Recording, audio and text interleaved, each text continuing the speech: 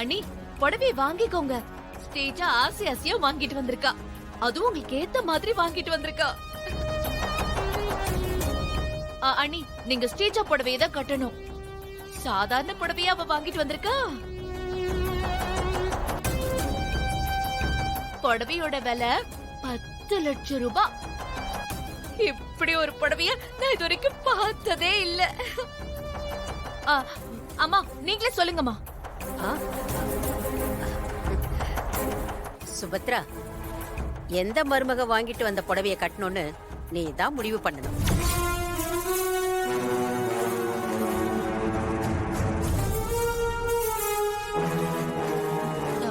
அண்ணி சொல்லுங்க அண்ணி. ஸ்டேஜா கொடுத்த புடவையை கட்டிக்கு போறேன்னு சொல்லுங்க அண்ணி.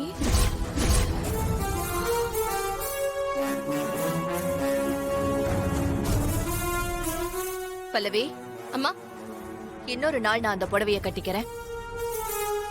நாளைக்கு நான் ஸ்ரீஜா எடுத்து கொடுத்த புடவைய கட்டிக்கிறேன்.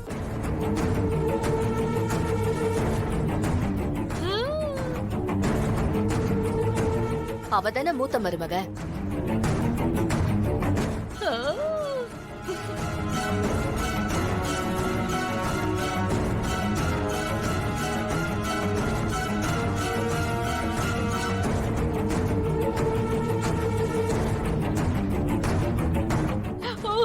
ஸ்ரீஜா போய் அத்தைக்கு மாமாக்கு கொடு. தேங்க்ஸ் அத்தை. இந்தாங்க இந்தாங்க மாமா. மாமா வாங்கிக்கோங்க.